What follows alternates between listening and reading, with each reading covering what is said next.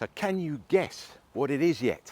Maybe the latest Jeep? It's got a bit of Jeep about it, hasn't it? Or maybe the latest Range Rover, who knows? I mean, but no, kidding apart, guys, it's the KGM Actyon. And before you say it, oh no, AJ, not another Chinese all-electric import.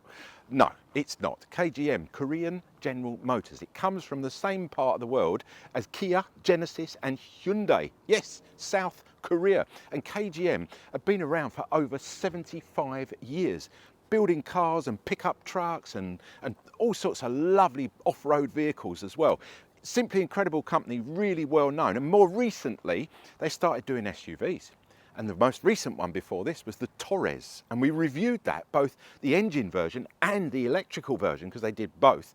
So if you want to check that out, after you've watched this one, of course, then head back to the channel and scour through it and you'll find the Torres, which is from KGM as well.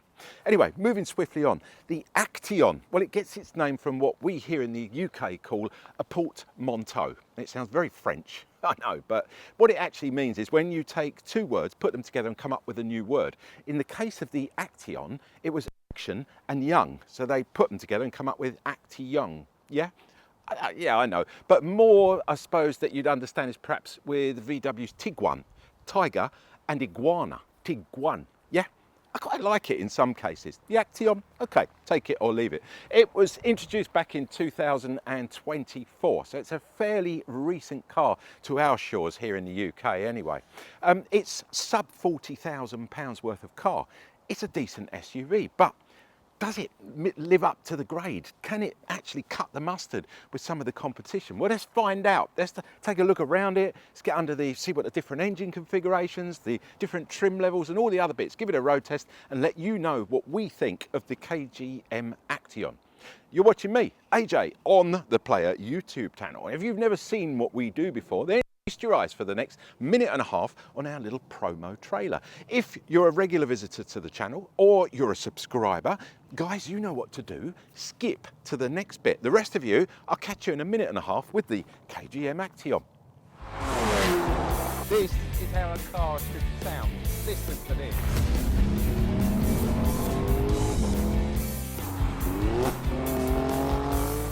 I didn't really push it either. I was just having a bit of fun. Oh, really?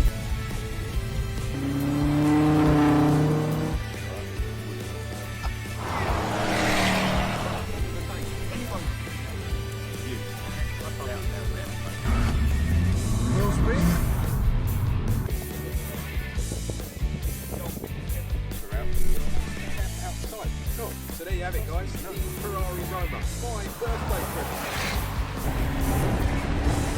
Here we go. We're going to meet the crew and hopefully get the thing.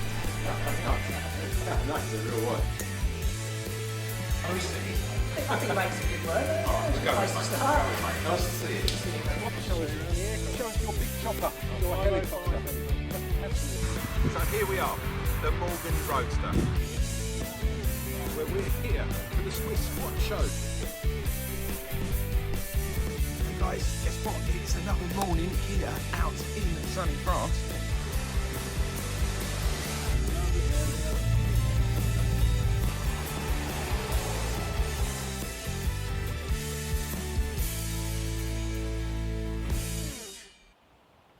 Here in the UK, the Actyon is only available in one trim level. It's called the K50 and it will set you back just shy of 40,000 UK pounds, which is a good thing because anything over that 40 grand, you're going to be paying luxury vehicle tax. So this car coming in at £38,649 means you don't have to pay that tax. Don't know about the rest of the world, but here in the UK, that, in my books, is a bonus. It comes in 5 different colours. If you like white, like I do like this white, it's included in the price. All the other colours you're going to pay an extra £750 for. It comes with these gorgeous diamond cut 20-inch alloys, which I think are absolutely lovely.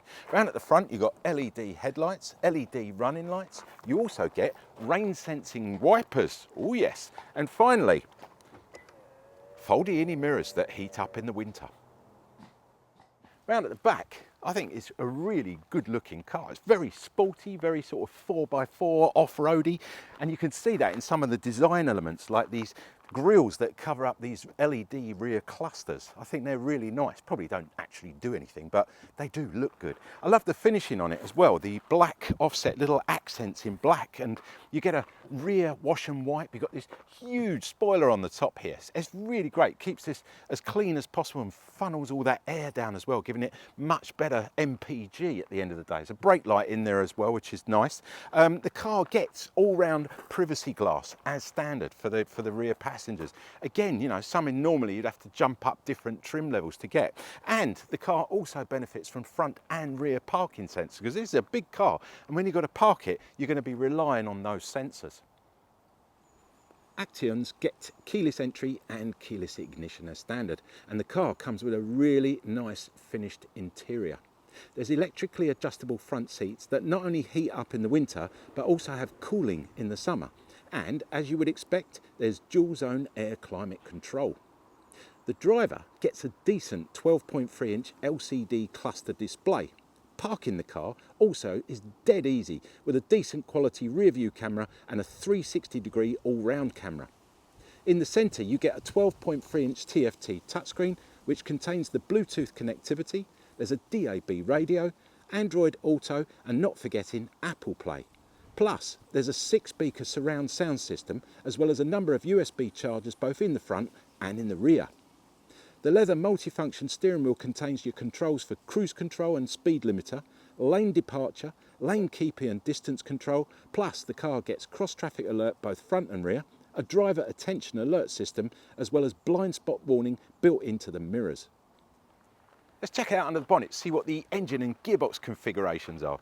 Bonnet release catch is down here in the driver's footwell, single pull, nice and easy.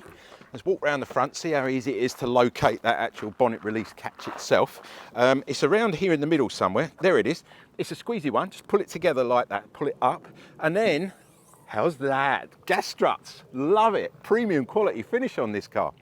Okay, so this car is currently only available as front wheel drive. I would love to see an option on this car with an all-wheel drive system. That would be absolutely fantastic. Fingers crossed, sometime in the future, who knows? KGM, listen out, that's a good idea in my opinion. It comes currently with a 1.5 litre 4-cylinder petrol turbo-powered engine that develops 163 brake horsepower. Now I know what you're thinking, it might be a little underpowered, but it isn't. It's quite a punchy little unit this, trust me. You're going to be surprised. You get it out on the road, you'll see what I'm talking about. It's mated up to a 6-speed auto gearbox, which is pretty much the standard what it comes with. There's no other option on that either. And you will get, wait for it, up to 33 miles to the gallon, which isn't too bad in my opinion. And a top speed, which I think is really good for a big car this size, of 119 miles an hour. Let's check out what it's like inside, how big it is and how versatile and practical this car is. Okay, 2 ways of opening the boot. It's electronically assisted, so you haven't got to do any lifting. There's a little button here in the middle. However, also on your key fob here on the bottom button, if you hold it down like that, even when the car's locked, it will do the magic for you. How's that? 668 litres. Massive, absolutely massive. That's with the seats up. It's got the parcel blind, but I like this one. I'm going to show you about that in a minute. When the seats are down, it's a 60-40 split, nice and easy there. When they're down, it's 1,568. So you will get at least 2 bicycles in here with the front wheels on. So if you're a bit of a, you know, mountain bike fanatic, this could be the car for you. It's got a nice load height at the back here as well. It's slightly above my knee, but then you're not expecting, you know, it is at the end of the day quite a big car.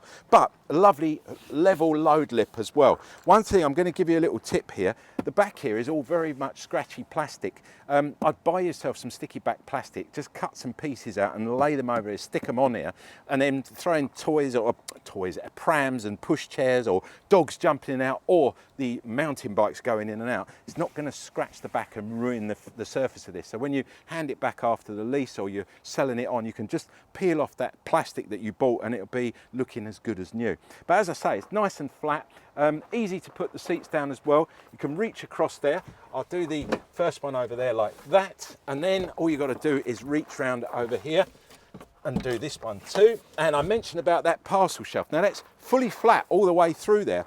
So what we're going to do is I'm going to reach in there. It's quite a big car, and it just pulls out. It's on a spring. It's a lovely bit of quality as well. Put the key out of the way just for a second to show you. You lift this up here like that, and all you've got to do is you lift up this panel here, which pops out like that, nice and easy, and then you just put this in sideways like that. There's a little pannier under here, and there's a gap for it to fit in perfectly there. Then replace your these are little pockets at the back here. Just replace that in there like that, and pull the back bit down like that. I feel like I'm doing something on Blue Peter, but look at that. How stunning is that? 1,568 litres, absolutely mahoosive. You get a double mattress in there. Go camping for the weekend in one of these. You get the 12-volt adapter in here as well, just down here on the left-hand side. There's a couple of shopping bag holders, nice little LED courtesy light there. Yeah, it's absolutely nailing it when it comes to practicality. What's it like for the passengers? Let's go and find out. So in the back for the passengers, before I even jump in, check out the rake on the door. Perfect. You've got a kiddie seat, you're trying to get it in there. Look at the width, how easy it is just to turn it straight in there. Isofix points clearly marked, not those horrible plastic ones that you can pop out or they pop down, they end up breaking, you end up losing them, having to invest in another set when you sell the car. These are just clearly located. So turn the seat in, locate it, job done. Again, I will mention that the finish on this car is really nice. Let's jump in. How easy is it to get in and out? We'll check that out. Normal driving position. Loads of space, bags of space, feet under the seat, no problem at all. I love the back of this as well. It's got this kind of scallop shape there just to give it that impression that it's got even more room than what it really has. You've got a place up here for little attachments to go on the back of the seat as well. A pocket down here for your mobile, which is great. And on top of that, an even bigger pocket for your even bigger mobile, because these days mobiles seem to be getting out of control. Eventually we're going to be walking around with a phone that big, like 2 hands to hold it. It's absolutely ridiculous.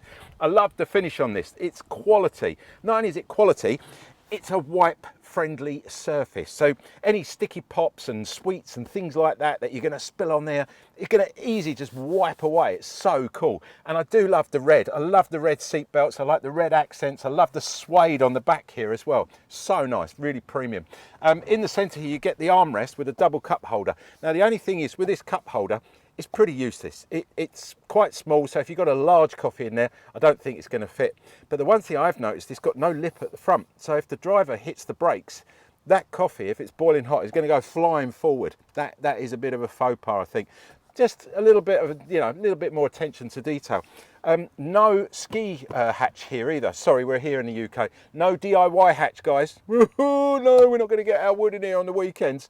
Because, sorry, if you're watching this from elsewhere in the world, here in the UK, we like to go down the DIY store on a Saturday and get lengths of wood to do, I don't know what with, but we do. Us guys love that sort of stuff. You're not going to be able to do it in this car, and you're not going to be able to go skiing in it either because there's no ski hatch. End of the day, never mind. Recessed seat belts means sliding across and getting, between the seats nice and easy. You're not going to get your jeans caught or anything like that. Look at that, they pop right the way down there. Centre seat, well, absolutely 100% an extra adult in there. No problem at all. Good lift home from the pub or the restaurant, but I wouldn't say for 2 or 3 hours, but definitely a proper seat in the middle. Couple of other things I want to mention. The air at the back, it's not very good. It's very plasticky, and the only way to turn it off is to slide it to one side. There's no actual control, so you are totally reliant on the driver and the passenger to supply the warm air or the cold air, and the only way to do it is turn it off, and there's nothing there, which is a shame. I'd like an option to have maybe try his own air climate control. I don't know whether that's worth thinking about, KGM. Down below here, one thing, a real added advantage, double USB socket down here. Essential. Got a couple of young kids in the back here want to charge up. I have noticed recently, we've done a few reviews, some of the manufacturers only put in one USB in the back. That's a recipe for disaster when it comes to anger management with the children. You need two. This one's got two, and I love the way it's got a little cover on there as well. One, again, KGM, a little faux pas here. Kids in the back, they're going to have fun playing with this seat because you can move the seat up and down from the side here. There's a little button. They're going to be constantly doing that just to annoy whoever is the passenger, especially if it's their mother. And another thing, which I will mention, which is a plus point, guess what? On the door here, I noted, heated rear seats. Heated rear seats. Oh, that is nice. very nice in the winter. And I'll pull the door to, I'm going to show you as well. Look at this. You get little blinds to cover the window up as well during the summer. That is stunning. So there's little extra bits like that. And then KGM sort of dropped the ball a little bit with the ski hatch and maybe the not having the aircon in the back. But the rest of it, look at the quality. Look at the way this is made, the sumptuousness, the comfortability of the, oh, it's just, yeah, absolutely nailing it on that KGM. And I think all barring those little bits and pieces, I'm loving this car so far. When you get the Actyon out on the road, please think you're going to appreciate the build quality of this car. It's absolutely brilliant, really lovely car to drive. Everything's here, everything's at a touch. It's so simple to use. I love the all-round peripheral vision. Massive windshield on this car, absolutely huge big mirrors as well. And manoeuvring the car in the car park, parking it, actually, you know, making it turn on itself. It's got such a good turning circle as well. I meant to mention that, which I just have, which is good. Lots of auto settings as well. One little setting that has really irked me ever since I've had the car. Every time you start this car, it resets the speed warning sounds. So you have to go into the computer. It takes 30 seconds, maybe 40 seconds. I know it doesn't sound a lot, but doing that every time you start the car. Otherwise, this car is so super sensitive when it comes to the actual speed settings. It's constantly warning you, which just drives you nuts, especially the way it does warn you. It's the chimes are so obnoxious, it's unreal. But apart from that, I struggle to find fault with this car. I was expecting a little bit of turbo lag. It's a big, heavy car. It's just over 2 tons of car, 2 metric tons of car. And that little 1500 engine is powering this car with gusto. It really is a punchy little motor. And I was expecting the turbo to lag a little bit, but hardly anything noticeable. It picks up where it needs to pick up. 3 different modes on the car when you're driving. There's a sport mode, normal mode, which is what the car starts up in all the time, sport mode, and then there's a winter mode, which I'm presuming gives you more grip because there isn't any such thing as all-wheel drive with this car. However, the grip in this car, the weather has changed, as you can probably see. We were filming earlier in some nice sunny conditions, beautiful autumn day, and typical here in the UK, the heavens have opened, but the grip in this car is very good. I feel very sure in this car. Love the driving position.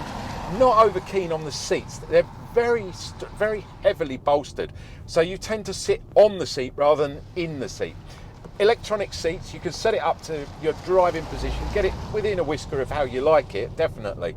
And you know, setting up the steering and everything, it's there, but it's just a little bit, I wouldn't say uncomfortable, just hard. So maybe, you know, after a little while, it's going to soften up a bit because this is a fairly new car and it hasn't been used that much. So I'm presuming that might happen. I love the finish though. It's a beautiful looking car. From the outside, you could easily mistake this for the latest Jeep at the front, or from the back, definitely the latest Range Rover or a new type of Range Rover that's come out. So all in, it ticks the boxes with the street cred, with the looks. What about economy? Well, I'm not as impressed there as I wanted to be. KGM claimed 33 miles to the gallon. I am just about getting 27, 28, but that is around town on these country roads. So combined potentially up into the early 30s, potentially. Haven't got there yet, but hey ho, we'll keep trying. I like the fact that this car, it just does what it says on the tin. It's a big SUV. It feels a lot bigger when you actually get behind the wheel. I think a lot of that is to do with the aesthetics of the car. There's a couple of big sort of like hook things on the bonnet there, and it makes it feel much wider and bigger than what it is. But nonetheless, it really is a nice car to get behind the wheel and take for a drive. And I don't think you're going to be disappointed when you get down and give one of these a test drive. Let's just, you know, let's sum this up. Let's get back to the farm and sum up exactly what we think of the KGM Actyon.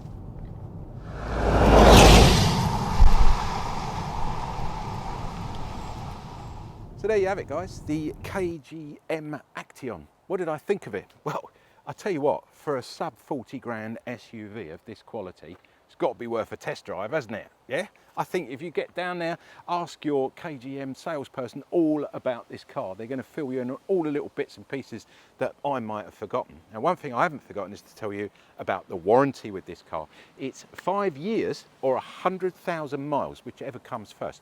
Not a bad warranty. You get 6 years anti-perforation, that's any rusty bits underneath should they occur. You get a 3-year paint warranty, and don't forget, from the minute you drive one of these off the forecourt, it's covered by KGM roadside assistance. Now also, with any of those warranties, they can be transferred to a new owner at any time without any hassle. So if you sell the car on and you have to transfer and you're still in warranty, you can transfer those over, no problem at all.